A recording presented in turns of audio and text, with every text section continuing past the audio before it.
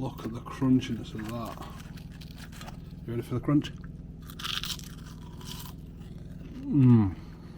My God.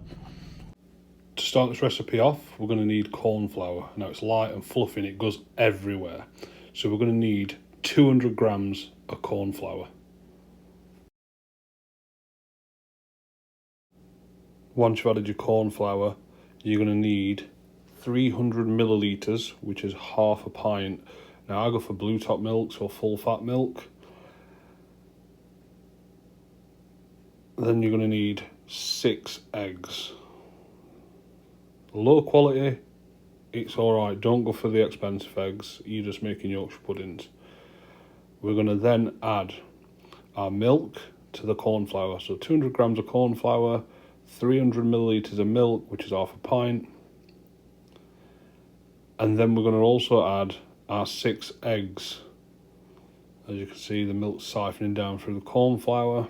Add your 6 eggs, watch out, you get a few splashes. Now you're going to need a blender, because we're going to blend all this up. And it's going to make our batter mix, our Yorkshire pudding batter mix. I've just dulled volume down because you don't want to hear it going. Rrr.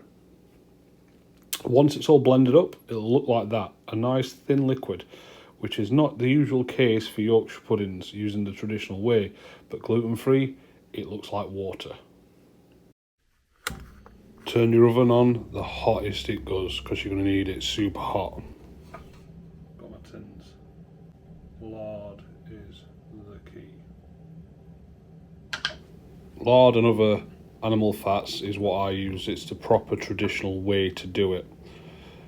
You can use vegetable oil, but it just doesn't taste the same. My grandparents, this is where I learned it from. It's the traditional way to make Yorkshire puddings. Back in the day, they used to put it under the meat as the meat were cooking on the fire, and it used to drip and drip and drip. Now put your lard in the oven until it's smoking grey like this, and you want to keep the oven at max. Then pour it in as fast as you can, straight up to the top.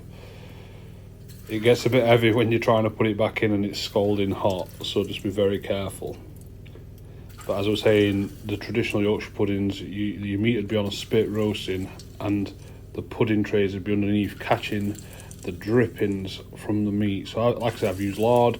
You can use beef dripping, but I'm going to cook my roast potatoes in beef dripping, so it's a nice mix and match of flavours from the animal fats, but definitely worth doing.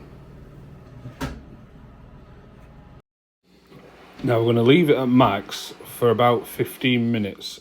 It usually takes about 30 to 35 minutes.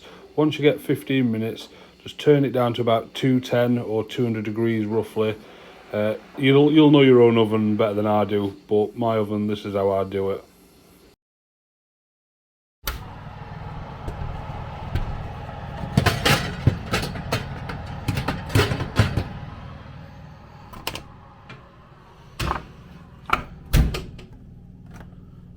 Proper Yorkshire puddings, cooked in pork lard. You can do it in beef fat. Do not do it in vegetable oil. Look at them. Ready for the crunch? Still very hot. Look at the crunchiness of that. You ready for the crunch? My God. When making Yorkshire puddings, don't use olive oil, don't use vegetable oil, use animal fat. The flavour is absolutely immense. The crispiness. My God. I just want to thank my grandparents for teaching me. I really, really miss them, and thank you so much for teaching me this, how to make Yorkshire puddings properly.